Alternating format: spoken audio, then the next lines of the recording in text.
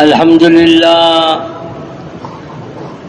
لله نحمده ونستعينه ونستغفره ونؤمن به ونتوكل عليه ونعوذ بالله من شرور أنفسنا ومن سيئات أعمالنا من يهده الله فلا مضل له ومن يضلله فلا هادي له ونشهد أن لا إله إلا الله وحده لا شريك له ونشهد أن سيدنا ونبينا ومولانا محمدا عبده ورسوله صلى الله تعالى على خير خلقه محمد وآله وأصحابه أجمعين أما بعد فأعوذ بالله من الشيطان الرجيم بسم الله الرحمن الرحيم وَلَنَبْلُوَنَّكُمْ بِشَيْءٍ مِّنَ الْخَوْفِ وَالْجُوعِ وَنَقْصٍ مِّنَ الْأَمْوَالِ وَالْأَنفُسِ وَالثَّمَرَاتِ وَبَشِّرِ الصَّابِرِينَ الَّذِينَ إِذَا أَصَابَتْهُم مُّصِيبَةٌ قَالُوا إِنَّا لِلَّهِ وَإِنَّا إِلَيْهِ رَاجِعُونَ أُولَٰئِكَ عَلَيْهِمْ صَلَوَاتٌ مِّن رَّبِّهِمْ وَرَحْمَةٌ وَأُولَٰئِكَ هُمُ الْمُهْتَدُونَ وقال النبي صلى الله عليه وسلم تعلموا الفرائض والقرآن وعلموا الناس فإني مغبوط.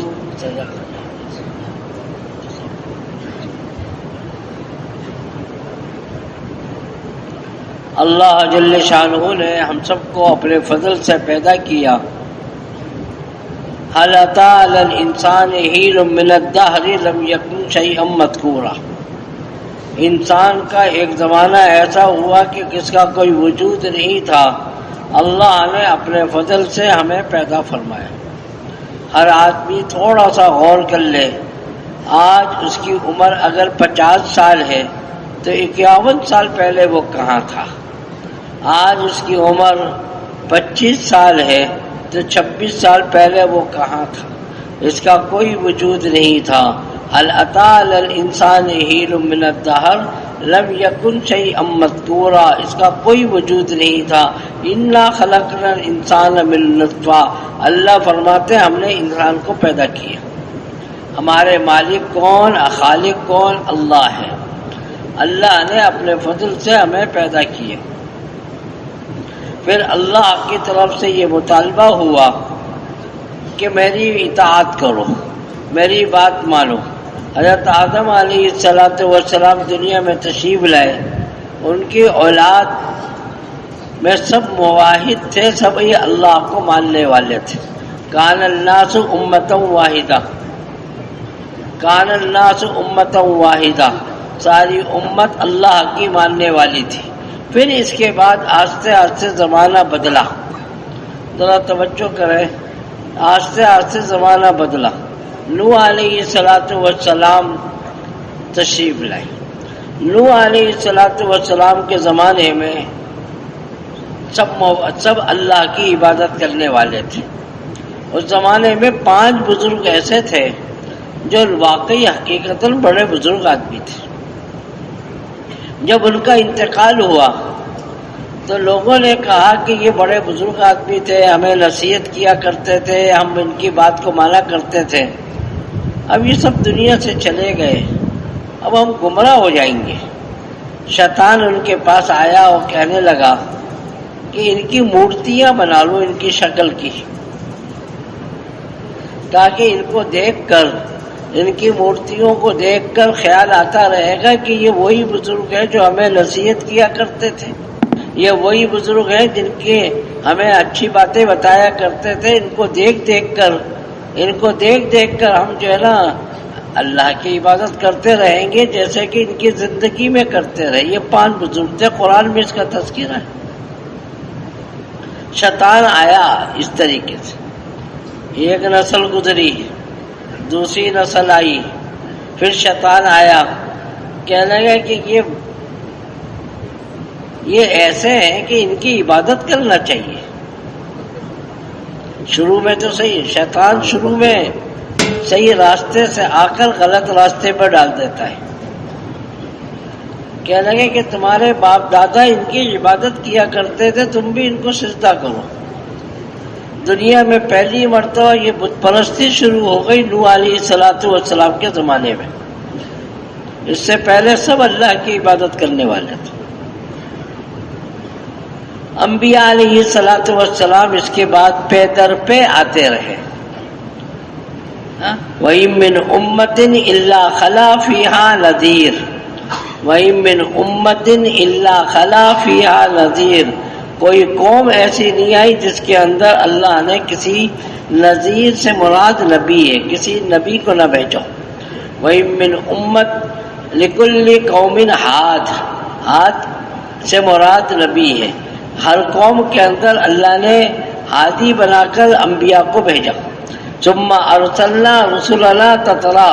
دنیا سے ایک نبی جاتے نہیں تھے، دوسرے نبی آ جاتے تھے. یہ بت پرستی جب شروع ہوئی نوح علیہ السلام کے زمانے سے، اس کے بعد اللہ نے انبیاء کا سلسلہ، اس سے پہلے بھی انبیاء تھے. آدم علیہ السلام کے اولادوں میں سے بھی نبی تھے. شیش علیہ السلام بھی نبی ہوئے اور بھی ہوئے. وہ صرف یاد دہانی کرواتے تھے، یاد دہانی کروایا کرتے تھے کہ دیکھو اللہ کی ہم بھی عبادت کرتے، تم بھی اللہ کی عبادت کرو. اس زمانے کے اندر بت پرستی وغیرہ نہیں تھی. بت پرستی ابتدا جو ہوئی ہے وہ نوح علیہ السلام کے زمانے سے. پھر اللہ نے انبیاء کو بھیجا تاکہ کوئی آدمی گمراہ نہ ہو، تاکہ لوگ اللہ کی بات مان کے زندگی گزارے. مختلف علاقوں کے اندر مختلف انبیاء آتے رہے. مختلف علاقوں کے اندر اگر میں نام بتانا شروع کروں کس نبی کون سے علاقے میں آئے تھے، بات لمبی ہو جائے گی. صرف میں اتنا عرض کر رہا ہوں کہ ہر مختلف جہاں پہ آبادیاں تھیں اس زمانے میں، جہاں پہ آبادی تھی، بہت سے علاقے تو بعد میں ہوئے نا. امریکہ نہیں تھا، یورپ نہیں تھا، اور یہ اتنی آبادی تو اس زمانے میں نہیں تھی. تو ہر زمان جو آبادی کے علاقے تھے وہاں پر اللہ نے انبیاء علیہ السلام کو بھیجا. انبیاء نے دن و رات محنت کی، دن و رات محنت کی. انہوں نے سمجھایا کہ دیکھو اللہ کو مانو، اللہ کی مانو. قرآن نے انبیاء کے تذکرے بار بار کیے اور ان کی دعوت کو بھی ذکر کیا. آپ غور کیجئے، بہت سے انبیاء کا تذکرہ قرآن میں کیا، ان کی دعوت کو بھی ذکر کیا. وَإِلَىٰ مَدْيَنَ أَخَاهُمْ شُعَيْبًا قَالَ يَا قَوْمِ اعْبُدُوا اللَّهَ مَا لَكُم مِّنْ إِلَٰهٍ غَيْرُهُ. اللہ کو مانو، اللہ کے علاوہ کسی اور کی عبادت نہ کرنا. شعیب علیہ السلام کہہ رہے ہیں. وَإِلَىٰ عَادٍ أَخَاهُمْ هُودًا قَالَ يَا قَوْمِ اعْبُدُوا اللَّهَ مَا لَكُم مِّنْ إِلَٰهٍ غَيْرُهُ. وَإِلَىٰ عَادٍ أَخَاهُمْ هُودًا قَالَ يَا قَوْمِ اعْبُدُوا اللَّهَ مَا لَكُم مِّنْ إِلَٰهٍ غَيْرُهُ. وَإِلَىٰ ثَمُودَ أَخَاهُمْ صَالِحًا قَالَ يَا قَوْمِ اعْبُدُوا اللَّهَ مَا لَكُم مِّنْ إِلَٰهٍ غَيْرُهُ. ہر نبی نے آ کر ایک دعوت دی. وہ دعوت کیا تھی کہ دیکھو اللہ کو مانو، اللہ کی مانو. دنیا بھی کامیاب ہو جاؤ گے، آخرت میں بھی تمہیں کامیابی مل جائے گی. کب ملے گی؟ اللہ کو ماننا ہے، اللہ کی ماننا ہے. سارے انبیاء کی دعوت کا خلاصہ یہی تھا. اس کے نتیجے کے اندر پھر لوگوں کی 5 قسمیں بن گئی. کتنی قسمیں؟ لوگوں کی 5 قسمیں بن گئی. کچھ کافر ہو گئے. کافر کا کیا مطلب؟ اللہ کو ہم نہیں مانیں گے، فلاں فلاں چیزوں کو ہم مانتے ہیں، انہی سے سب کچھ ہوتا ہے. بتوں کو مانتے ہیں، فلاں کو مانتے ہیں، فلاں کو مانیں گے، انہی سے ہمارے مسئلے حل ہوں گے، ہوتے ہیں. ہم اللہ کو نہیں مانتے. ان کو کیا کہا جاتا ہے؟ کافر. کیوں؟ کافر کے معنی ہوتے چھپانا. یہ اللہ کی وحدانیت کو چھپاتے تھے. اللہ سب کچھ کرنے والے، یہ کہتے ہیں کہ نہیں کرنے والے نہیں. یہ تو کافر ہو گئے. اللہ نے ان کے لیے کہا کہ ہم نے کافروں کے لیے جنت کو حرام کر دیے، یہ جہنم میں جائیں گے. اٹل فیصلہ ہے، اس کے اندر کوئی نرمی نہیں. اور دوسرا طبقہ بن گیا مشرک کا. بات سمجھ میں آ رہی ہے جو اوپر سے چل رہی ہے؟ دوسرا طبقہ بنا کیا؟ مشرکوں کا۔ مشرک کیا کہتے تھے کہ اللہ کرتا ہے، اللہ بھی کرتا ہے، فلاں بھی کرتا ہے۔ اللہ کے ساتھ، اللہ کی قدرت کے اندر، اللہ کی عظمت کے اندر بڑائی لوگوں کو شریک کرتے تھے۔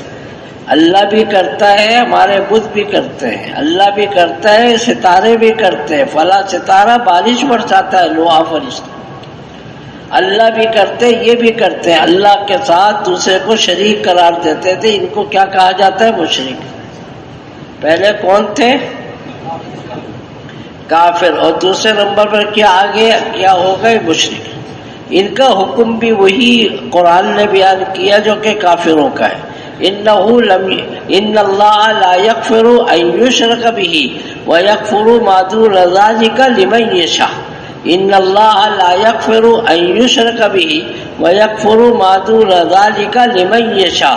اللہ کا اٹل فیصلہ ہے کہ اللہ تعالیٰ مشرکوں کو بھی معاف نہیں کر رہے، کسی کی سفارش قبول نہیں کی جائے گی ان کے بارے میں، نہ کافروں کے بارے میں اور نہ ہی مشرکوں کے بارے میں، پکے جہنمی ہیں یہ۔ ہاں، اور ان کے لیے کہا جاتا ہے، ان کے لیے کوئی دعائے مغفرت بھی نہ کرے۔ ما کان للنبی ان یستغفر للمشرکین، نبی کے لیے بھی مناسب نہیں ہے کہ مشرکین کے لیے دعائے مغفرت کرے، ان کے لیے بھی جائز نہیں، مشرکین کے لیے دعائیں مغفرت کرنا بھی جائز نہیں ہے، اللہ نے سختی سے منع کر دیا۔ ابراہیم علیہ السلام کو بھی منع کیا، ہمارے نبی کو بھی منع کیا گیا، جو کافر اور مشرک ہیں ان کے لیے دعائیں مغفرت نہ کرنا، کیونکہ اللہ کا فیصلہ ہو چکا ہے کہ یہ جہنم میں جائیں گے۔ مغفرت کرنے کا مطلب تو یہ ہے کہ اللہ تو ان کو جنت میں داخل کر دے، ہمارا تو اٹل فیصلہ یہ ہے کہ یہ دونوں طبقے سیدھا جہنم میں جائیں گے۔ اللہ ہم سب کو کفر سے اور شرک سے معطل محفوظ ہو۔ پھر انبیاء کی محنت چلتی ہے، پھر اس کے بعد تیسرا فرقہ پیدا ہوتا ہے جس کو مسلمان کہتے ہیں۔ پھر مسلمانوں میں دو طبقے بنتے تھے، سارا خلاصہ میں بتا رہا ہوں۔ مسلمانوں میں پھر کتنے؟ دو۔ ایک فاسق فاجر مسلمان جو کہتے ہیں کہ اللہ کرتے ہیں، اللہ کے حکم سے ہوتا ہے، نماز پڑھنا چاہیے، سارے کام کرنے کو کہتے ہیں، مگر کرنے کے اندر عملی طور سے کمی ہے۔ اللہ کو تو مانتے ہیں مگر نماز پڑھنے میں تھوڑی سی سستی آ جاتی ہے، روزہ رکھنے میں سستی آ جاتی ہے، غلط کام کرتے ہیں، تو ایسے لوگوں کو شریعت کی اصطلاح میں فاسق اور فاجر کہا جاتا ہے۔ یہ ہے مسلمان، ان کو غیر مسلم نہیں کہیں گے، فاسق فاجر کہا جائے گا کہ اللہ کے حکم کو پورا نہیں مان رہے۔ تو ایسے لوگوں کا حکم یہ ہے کہ یہ توبہ کر لیں گے، اللہ سے معافی مانگ لیں گے تو اللہ ان کو معاف فرما دیں گے، اور دوسرا یہ ہے کہ اللہ چاہیں گے تو ان کو سیدھا جنت میں داخل کر دیں۔ اگر ان کی سزا ہوگی تو وقتی طور سے کچھ سزا ہوگی، اس کے بعد ان کو جنت میں داخل کر دیا جائے گا۔ جہنم کے اندر جہنم کے 7 طبقات ہیں، سب عطا ابواب، 7 بعضوں کو اوپر کے حصے میں رکھا جائے گا، بعض کو اس کے نیچے، بعض کو اس کے نیچے، بعض کو اس کے نیچے، تفصیل کا وقت نہیں۔ سب سے اوپر جو ہوں گے وہ کون ہوں گے؟ فاسق فاجر مسلمان، ان کو جہنم میں رکھا جائے گا، پھر ان کو نکال کے جنت میں بھیج دیا جائے گا، اوپر سے، نیچے سے نہیں، نیچے سے اوپر سے آنے میں وقت لگ جائے گا، اوپر ہی اوپر رکھا جائے گا۔ تھوڑی سی دھلائی، کپڑا گندا ہو گیا ہے تو اب تھوڑی سی دھلائی کرنے پڑے گی۔ اگر توبہ استغفار کے ذریعے سے اگر آنسو نکال لیے اور آنسو نکال کے اللہ سے معافی مانگ لی تو دنیا کے اندر معافی ہو جائے گی اور سیدھا جنت میں چلے جائیں گے۔ اگر نہیں کی توبہ استغفار تو کیا ہوگا؟ اللہ چاہیں گے تو ان کو معاف کر دیں گے، ورنہ اللہ کی یہ ترتیب یہ ہے کہ ان کو گناہوں کی سزا دے کر پھر ان کو جنت میں داخل کیا جائے گا۔ یہ کون ہو گئے؟ تیسرا۔ چوتھے لوگ کیا ہیں؟ چوتھے لوگ ہوتے ہیں خالص مسلمان، پکے مسلمان، پکے، اللہ کو بھی مانتے ہیں، اللہ کی بھی مانتے ہیں، اور پورا مانتے ہیں، اللہ کو بھی مانتے ہیں، کما ہوا باسمائہ و صفاتہ وقبلت جمیع احکامہ، اللہ کی صفات کو، اللہ کی ذات کو، اللہ کے سارے احکامات کو پورا مانتے ہیں۔ اور دوسرے نمبر پر کیا ہے، جو اللہ کی طرف سے احکامات ہیں ان سب کو مانتے ہیں۔ یہ کیا ہوتا ہے؟ نیک صالح متقی لوگ، یہ سب یہ چوتھا طبقہ ہے۔ تبلیغ کے اندر جو بڑے کہتے ہیں وہ یہی طبقے کو کہتے ہیں کہ ہم سب نیک صالح متقی بنے، ساری انسانیت کو نیک صالح متقی بنانے کی کوشش کریں۔ پھر ان دونوں کے بیچ میں ایک طبقہ پیدا ہوا کرتا تھا، اس کو کہا جاتا تھا منافق۔ کیا کہا جاتا تھا؟ مسلمانوں کے لباس کے اندر وہ ہوا کرتے تھے منافق۔ منافق کس کو کہتے تھے؟ جو ظاہراً یہ کہتے تھے کہ ہم اللہ کو مانتے ہیں مگر حقیقتاً وہ اللہ کو نہیں مانتے تھے، وہ اپنے باطل معبودوں کو مانتے تھے۔ وَإِذَا لَقُوا الَّذِينَ آمَنُوا قَالُوا آمَنَّا وَإِذَا خَلَوْا إِلَىٰ شَيَاطِينِهِمْ قَالُوا إِنَّا مَعَكُمْ إِنَّمَا نَحْنُ مُسْتَهْزِئُونَ وَإِذَا لَقُوا الَّذِينَ آمَنُوا قَالُوا آمَنَّا، مسلمانوں سے ملتے ہیں تو کہتے ہیں ہم تو مسلمان ہیں، جب اپنے سرداروں کے پاس جاتے ہیں کہتے ہیں کہ ہم تو مسلمان تو نہیں ہیں، ہم تو تمہارے پارٹی کے لوگ ہیں، تم مسلمانوں کے پاس جا کر کیوں بیٹھتے ہو؟ ہم نے تو دیکھا تھا تم فلاں مسلمان پکا مسلمان کے ساتھ بیٹھے ہوئے تھے۔ کہتے ہیں انما نحن مستہزئون، ہم تو ان کے ساتھ مذاق کرتے ہیں، ان کی باتوں کو لیتے ہیں۔ سب سے زیادہ مسلمانوں کو نقصان جو پہنچایا ہے منافقوں نے پہنچایا، سب سے زیادہ۔ کافر الگ ہو گئے، مشرک الگ ہو گئے، سب کو پتہ چل گیا یہ کافر ہے یہ مشرک ہے، مگر منافقوں کو پتہ نہیں چلتا تھا۔ منافقین نے ہمیشہ نبی اکرم صلی اللہ علیہ وسلم کو بڑی تکلیف پہنچائی، اس لیے قرآن نے ان کی سب سے زیادہ سخت عذاب کی وعید بتائی ہے۔ ان المنافقین فی الدرک الاسفل من النار، قیامت کے دن بالکل نیچے، 7 طبقات میں نے بتایا نا جہنم کے، سب سے نیچے طبقہ جو ہوگا، سب سے نیچے، اس میں منافقین ہوں گے، اور حدیث پاک میں آتا ہے ان کے لوہے کے صندوقوں میں بند کیا جائے گا، اور اوپر سے لوہے کے ان کے آگ کے تالے لگائے جائیں گے اور بالکل نیچے پھینکا جائے گا، اور پھر یہ کبھی بھی باہر نہیں نکلیں گے۔ ان المنافقین فی الدرک الاسفل من النار،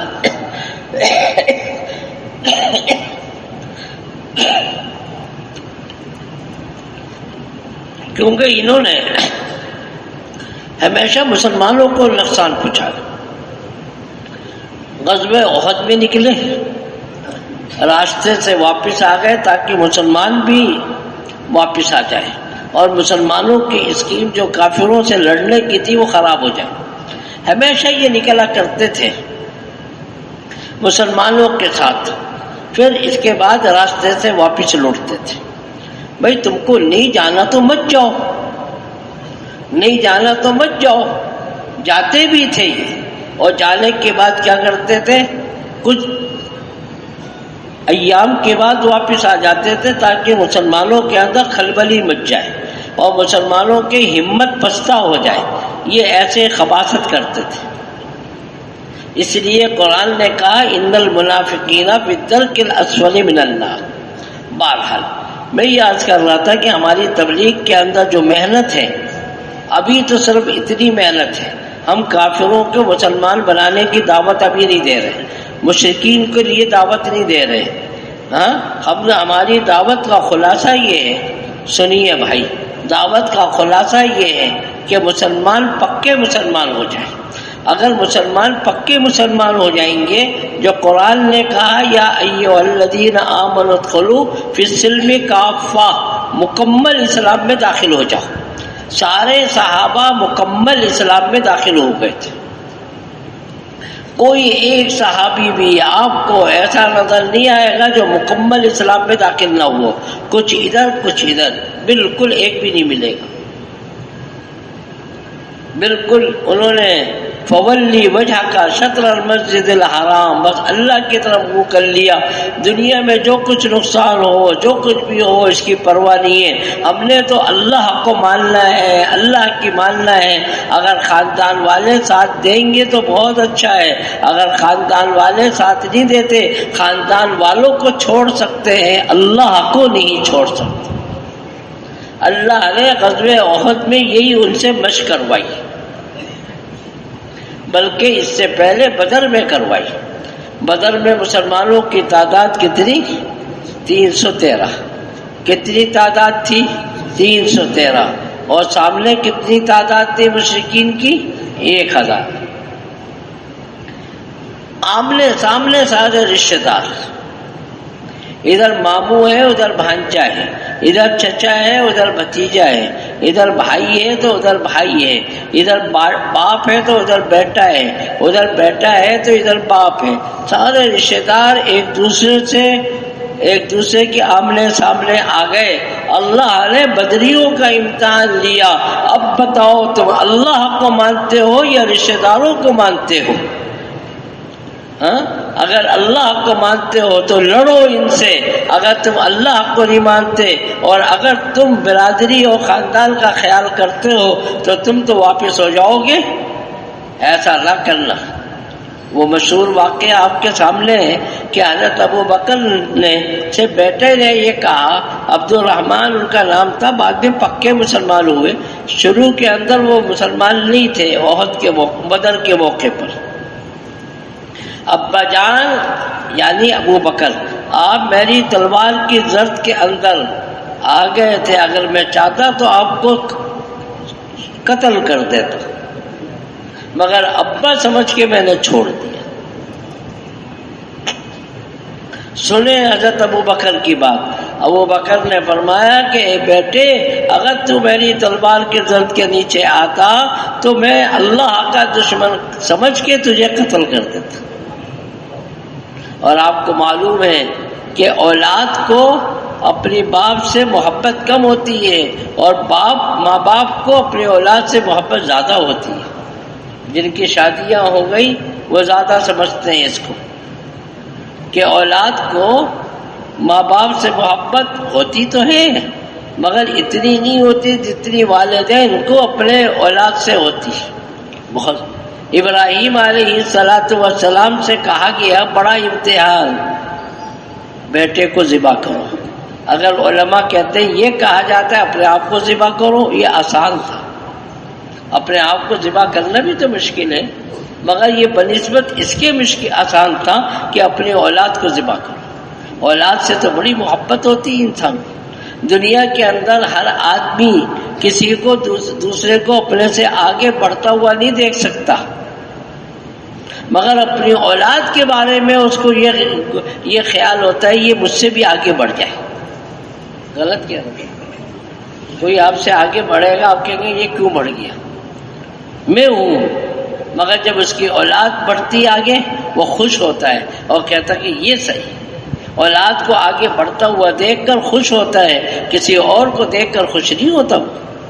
اولاد سے زیادہ محبت ہوتی ہے.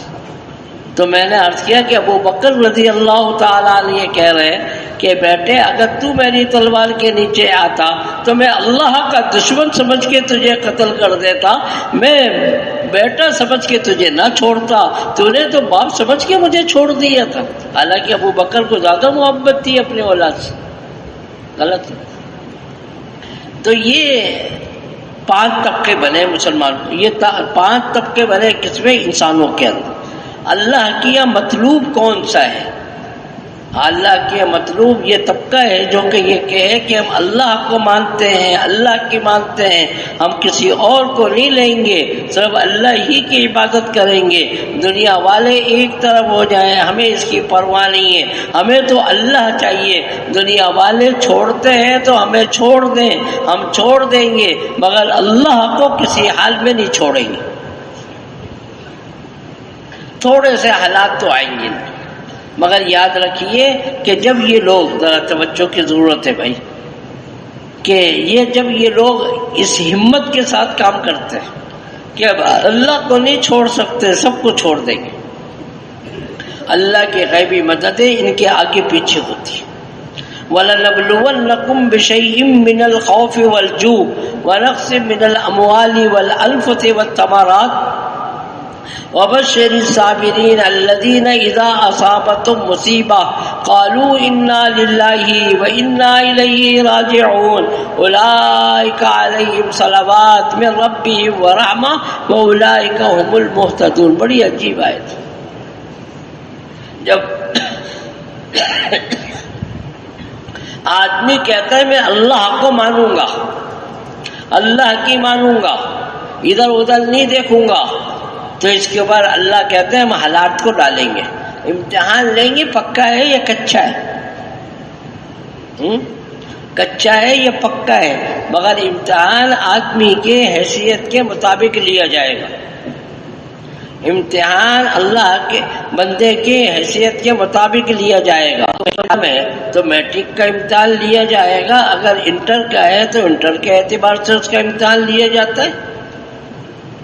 یہ تو نہیں ہے کہ دوسری کلاس والوں کو میٹرک کا پرچہ دے دیا جائے کہ حل کرو، ایسا ہوتا ہے؟ تو اس طریقے سے ہر آدمی کے ایمان کے اعتبار سے امتحان لیا جائے گا۔ بشیء من تھوڑا سا، زیادہ نہیں۔ اللہ پاس کرنا چاہتے ہیں، فیل کرنا نہیں چاہتے۔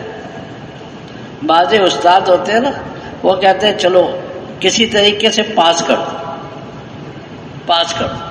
اللہ میاں بھی ہر آدمی کو پاس کرنا چاہتا ہے کہ سب پاس ہو جائیں، فیل کوئی بھی نہ ہو۔ یہ نہیں کر سکتے یہ کر لو، چلو کوئی بات نہیں، پاس ہو جاؤ۔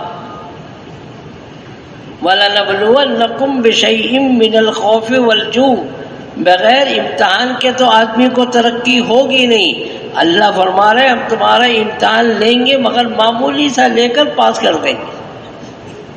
تم گھبرانا نہیں امتحان سے، تھوڑے تھوڑے سے حالات آئیں گے، کبھی خوف آئے گا، کبھی بیماری آئے گی، کبھی دکان پہ نقصان آئے گا، مختلف تھوڑے سے امتحانات۔ اور ایمان والا آدمی کیا کہے گا؟ انا للہ، یہ جو نقصان آیا اللہ کی طرف سے آیا، میں اس کے اوپر راضی ہوں، میں اس کے اوپر ناراض نہیں ہوں، بلکہ میں اس کے اوپر راضی ہوں، یہ سب کچھ ہوا اللہ کی طرف سے ہوا۔ وَإِنَّا إِلَيْهِ رَاجِعُونَ، اے اللہ اگر دین کے خاطر مجھے بھی قربانی دینے پڑی، تیرے پاس آنا پڑا تو میں آ جاؤں گا، پیچھے نہیں ہٹوں گا۔ اولئک علیہم صلوات، اللہ اس کے اوپر فرماتے ہیں ایسے لوگوں کے اوپر ہم بہت سی رحمتیں نازل کریں گے اور یہ ہدایت یافتہ لوگ ہوں گے۔ الف لام میم حسب الناس ان يدركوا ان يقولوا آمنا وهم لا يفتنون ولقد فتنا الذين من قبلهم وليعلمن الله الذين صدقوا وليعلمن الكاذبين۔ قرآن کہتا ہے کہ کون سا طبقہ چل رہا ہے؟ وہ جو کہ اللہ کے بارے میں کہتے ہیں میں اللہ کو ہی مانوں گا، ادھر ادھر نہیں جاؤں گا۔ بات واضح، 5 طبقات میں سے ایک ہوتا ہے۔ تو اللہ میاں کہتے ہیں ان لوگوں کو بتاؤ تھوڑا سا امتحان لے لیں گے۔ الف لام میم حسب الناس ان يدركوا ان يقولوا آمنا وهم لا يفتنون، امتحان تو لینا ضروری ہے، ورنہ ہر آدمی کہے گا کہ ہمیں بھی یہ انعام دیے جائے جو فلاں کو دیا گیا۔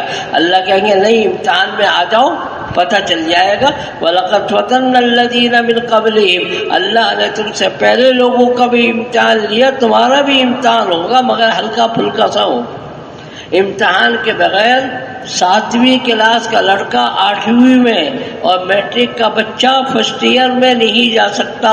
مدرسوں کے اعتبار سے اولا والا بچہ ثانیہ میں نہیں جائے گا جب تک کہ اس کا امتحان نہیں ہو جائے۔ بغیر امتحان کے چلا جائے گا؟ بغیر سیڑھی پہ چڑھے ہوئے چھت پہ پہنچ جائے گا؟ نہیں پہنچے۔ تو یہ ہلکے ہلکے سے امتحانات لیے جائیں گے، زیادہ مشکل امتحان نہیں ہوگا۔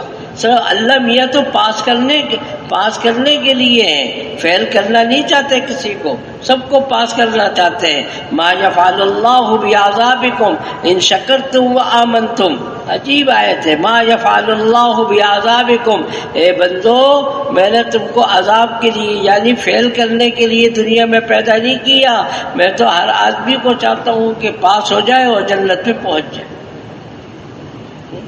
ام حسبتم ان تدخلوا الجنہ ولما یاتکم مثل الذین خلوا من قبلکم مستهم الباساء والضراء وزلزلوا حتى يقول الرسول والذین آمنوا معه متى نصر اللہ الا ان نصر اللہ قریب۔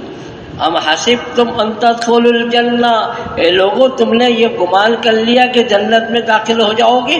ورنہ تو ہر آدمی یہ کہے گا کہ ہم بھی جنت میں جائیں گے، فاسق فاجر بھی کہیں گے، منافق بھی کہیں گے، کافر بھی کہیں گے۔ ام حسبتم ان تدخلوا الجنہ، نہیں، تھوڑا سا تمہارا امتحان لیا جائے گا، پتہ چلے گا تم اللہ کو مانتے ہو یا کس کو مانتے ہو، تھوڑا سا ہلکا پھلکا سا امتحان ہوگا جنت میں جانے سے پہلے۔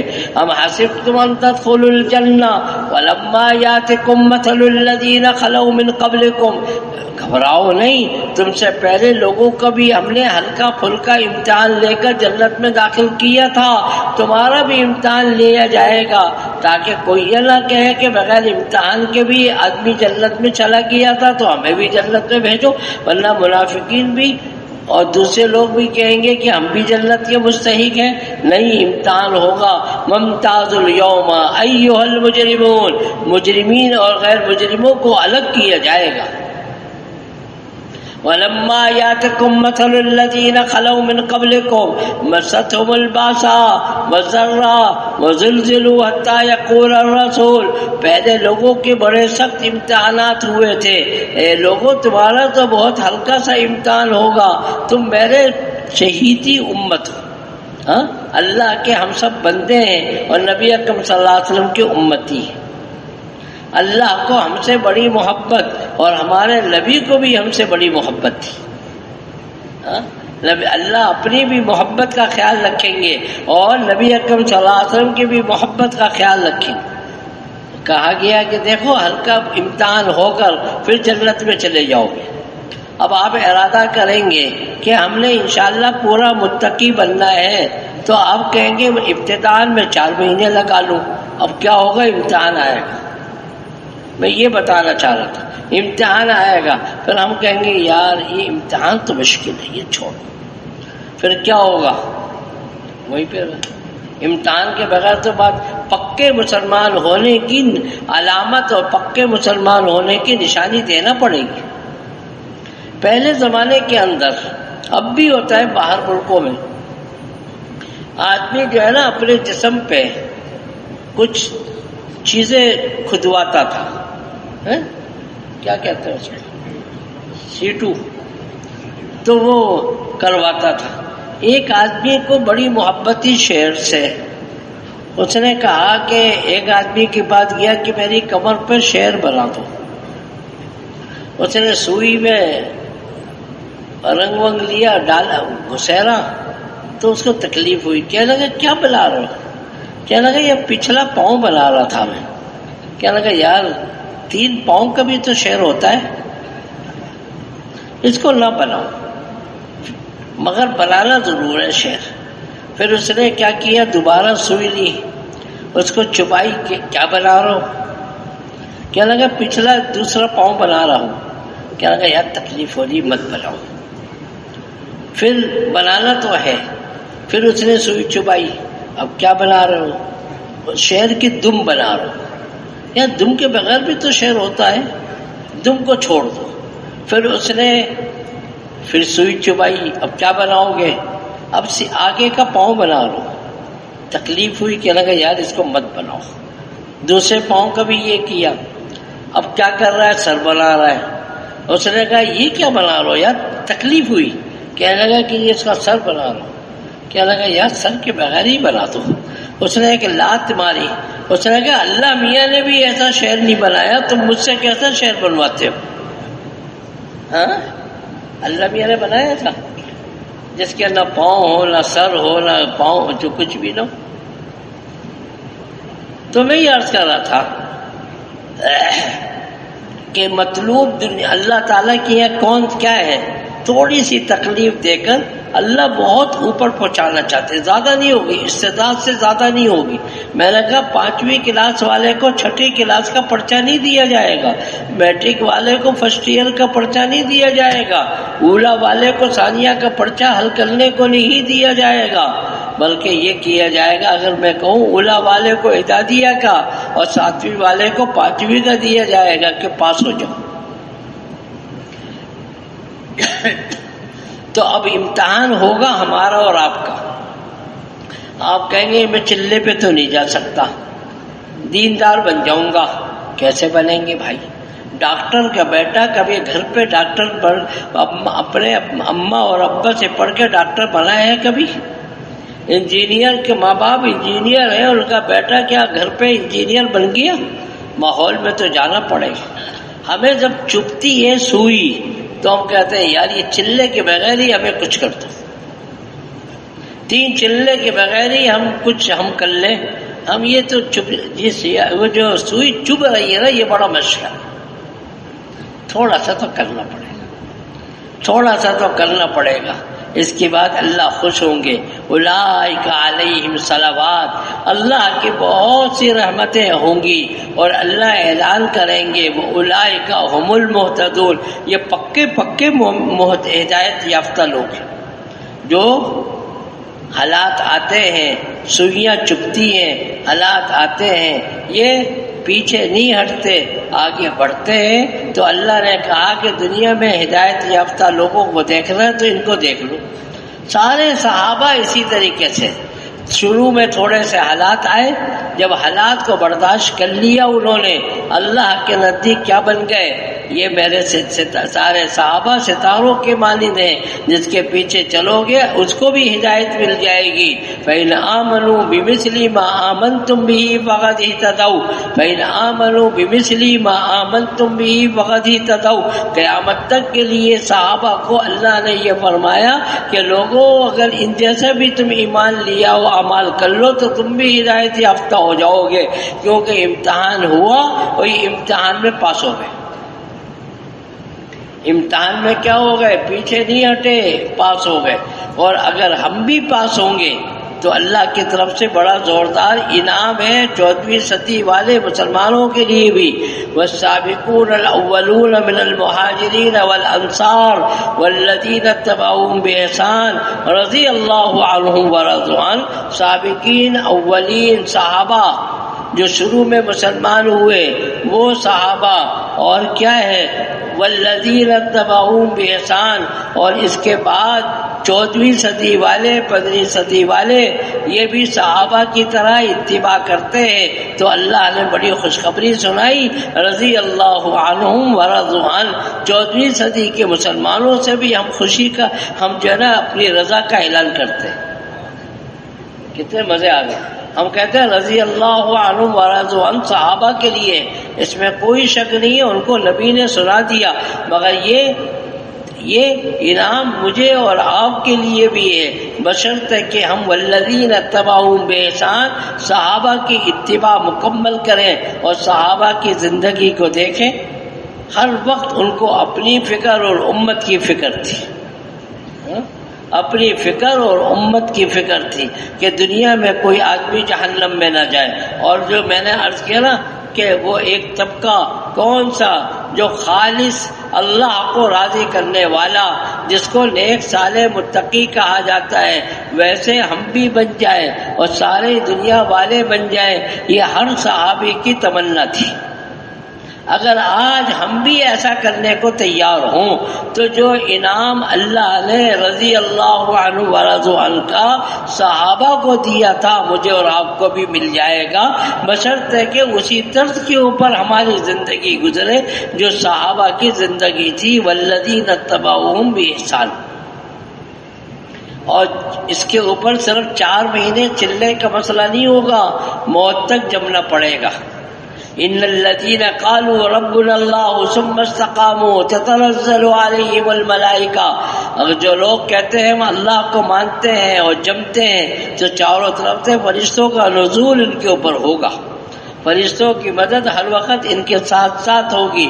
آپ بازار جائیں گے فرشتے بھی آپ کے ساتھ بازار جائیں گے، آپ کی مدد کریں گے، ہر وقت آپ کی مدد کرتے رہیں گے جیسے کہ صحابہ کی مدد کی تھی. بشرطے کہ ہم کیسے بن جائیں؟ 5 طبقات میں سے کون سا طبقہ تھا وہ؟ ایسے بن جائے کہ جن کو نیک صالح متقی کہا جاتا ہے. بس پھر دنیا کے اندر بھی مزے ہیں. فَلَنُحْيِيَنَّهُ حَيَاتًا طَيِّبَةً، اللہ ان کو بہترین زندگی عطا فرمائیں گے دنیا میں. اور قیامت کے دن وَسِيقَ الَّذِينَ اتَّقَوْا رَبَّهُمْ إِلَى الْجَنَّةِ زُمَرًا، فرشتے استقبال کر کے جنت میں لے جائیں گے. اور اس کے بعد کیا ہوگا؟ إِلَّا لِلْمُتَّقِينَ مَفَازًا حدائق وعنابا وقوائب اترابا وکأسا دہاقا. قرآن نے بیان کیا ایسی جنت میں ہم ان کو داخل کریں گے. فلا تعلم نفس ما اخفی لهم من قرۃ اعین. انسان کے ایسے آدمی، کون سا؟ یاد رکھیں کون سا؟ نیک صالح متقی. ایسا آدمی کے لیے ہم نے جنت میں ایسی نعمتیں تیار کی ہیں. فلا تعلم نفس ما اخفی لهم من قرۃ اعین، آنکھوں کی ٹھنڈک کے لیے ایسی نعمتیں تیار کی ہیں کہ دنیا میں بتایا نہیں جا سکتا. میرے نبی نے فرمایا تھا ما لا عین رأت ولا اذن سمعت ولا خطر علی قلب بشر. اللہ نے ایسی نعمتیں بتائی، دنیا کی کوئی آنکھ اس کو دیکھ نہیں سکتی جنت کی نعمتوں کو. اور ایسی نعمتیں اللہ نے وہاں کی ہے، کسی کال نے ایسی نعمتوں کے بارے میں کبھی سنا ہی نہیں. ہاں ایسی اللہ کی طرف سے انعامات کا بارش ہوگی کہ دنیا میں انسان تصور ہی نہیں کر سکتا. انسان کی عقل دنیا میں چھوٹی سی، بالکل چھوٹی سی. اور جہاں پہ عقل ختم ہو جاتی ہے وہاں پہ جنت کی نعمتیں شروع ہوتی ہے. تو آدمی کیسے پہچانے گا؟ آپ لوگوں نے سونار کا ترازو دیکھا ہے کبھی؟ آپ نے شادی نہیں ہوئی آتی تو سونا تو بنوانا پڑا ہوگا نا بیوی کے لیے. سونار کا وہ ترازو ہوتا ہے بالکل چھوٹا سا باریک سا، شیشے میں بند ہوتا ہے. تولا ماشا بھی اس میں تولا جاتا ہے. دیکھیں اگر کوئی اس میں جا کر لکڑی تولے گا، پتھر کو تولے گا، ٹوٹ جائے گا، بڑا نازک ہوتا ہے. آدمی کی عقل اتنی سی، جنت کی نعمتوں کے بارے میں سوچ ہی نہیں سکتا. سوچے گا تو ہارٹ اٹیک ہو جائے گا اس کا، سوچ ہی نہیں سکتا. اللہ کے نبی نے کچھ بتا دیا، کچھ سب نہیں بتایا. یہ آنکھ ایسی ہے کہ جو جنت کی نعمتوں کے بارے میں دیکھ نہیں سکتی. کان ایسے، وہاں پہ الگ آنکھ ہوگی، وہاں پہ الگ کان ہوں گے، وہاں پہ الگ جسم ہوگا جو وہاں کی نعمتوں کے مطابق ہوگا. اگر پوری دنیا والوں کو ہم اس پر لائیں گے تو اللہ کا نبی بڑے خوش ہوں گے اور اللہ بڑے خوش ہوں گے کہ خیر الناس من ينفع الناس. حدیث پاک میں فرمایا گیا تم میں سے بہترین آدمی کون ہے؟ جو لوگوں کے لیے نفع دہ، جو لوگوں کے لیے نفع کا کام کرنے والا. اور سب سے زیادہ نفع بخش کون ہے؟ جو لوگوں کو جہنم سے بچا کے جنت میں بھیجے. کوشش کر. باقی جنت اور جہنم یہ تو اللہ نے اپنے ہاتھ میں رکھی ہے، مگر کوشش کرنا، محنت کرنا یہ بندوں کا کام. خیر الناس، بہترین آدمی وہ ہے جو لوگوں کے لیے بہتری سوچے. سب سے ایک آدمی بھوکا ہے، بھوک کی وجہ سے مر جاوے تو جہنم میں جائے گا. کپڑا نہیں ہے، بغیر کپڑے کے مرتا ہے تو جہنم میں جائے گا. ایک آدمی ایمان کے بغیر ہے، مشرک، 5 طبقے بتائے تھے نا میں نے، مشرک ہے یا کافر ہے یا یہ، تو ایسا آدمی مرے گا کہاں جائے گا؟ ربما یود الذین کفروا لو کانوا مسلمین. جہنم میں جانے کے بعد یہ کہیں گے کاش کہ دنیا میں ایک مرتبہ ہم کلمہ تو پڑھ لیتے، کبھی نہ کبھی جہنم سے نکل آتے، مگر وہ بھی نہیں ہوگا. تو کتنی محنت کی ضرورت ہے. آج اکثریت غیر مسلموں کی، غیر مسلموں میں سب داخل ہیں. جو اللہ کو جیسا ماننا ہے ویسے نہیں مانتے، جیسا ماننا ہے ویسے نہیں مانتے، تو ان سب کے اوپر محنت کرنی ہے، پاؤں پکڑنے ہیں۔ اور یہ بات یاد رکھیے، تبلیغ بیانات کا نام نہیں ہے۔ ممبر پر جمعرات کے دن بیان کر لیا تو تبلیغی بن گئے، بالکل غلط ہے۔ تبلیغ نام ہے لوگوں کی منتیں، خوشامدیں، پاؤں پکڑنے کا نام، اس کو یاد کر لیں۔ تبلیغ کس کا نام ہے؟ لوگوں کی منتیں کرنے کی، لوگوں کی خوشامد کرنے کی، لوگوں کے پاؤں پکڑنے کی۔ تم بھائی اللہ کو مان لو، اگرچہ میرے سر پہ 5 جوتے مارتے ہو مان لو، مگر تم نماز تو پڑھا کرو 5 وقت کی۔ تقریر کرنے کا نام تبلیغ پتہ نہیں کب سے آ گیا، یہ نہیں ہے۔ منتیں کریں، خوشامدیں کریں، ہاں یہ ہے اصل۔ گھر والوں کی خوشامدیں کریں اور باہر کے لوگوں کی کریں، تاکہ کوئی ایک آدمی بھی جہنم میں نہ جائے۔ اللہ کے نزدیک سب سے بہترین بندہ کون ہوگا؟ خیر الناس من ينفع الناس، خیر الناس من ينفع الناس، جو لوگوں کے ساتھ بھلائی کا معاملہ کرتا ہے اللہ اس کے ساتھ بھلائی کا معاملہ کرتا ہے۔ ارحموا من فی الارض، زمین والوں پہ تم مہربان ہو جاؤ، اللہ والا تم پہ مہربان ہو جائے گا۔ سب سے بڑی مہربانی کیا ہے؟ اس کو اللہ کے سامنے لا کے کھڑا کر دیں۔ سب سے بڑی مہربانی کیا ہے؟ جو اللہ کے نبی کی سنتوں کو چھوڑتے ہیں ان کو نبی کی سنتوں کی اہمیت بتا کے سنتوں پہ لے آئیں، یہ سب سے بڑی مہربانی ہوگی اس کی۔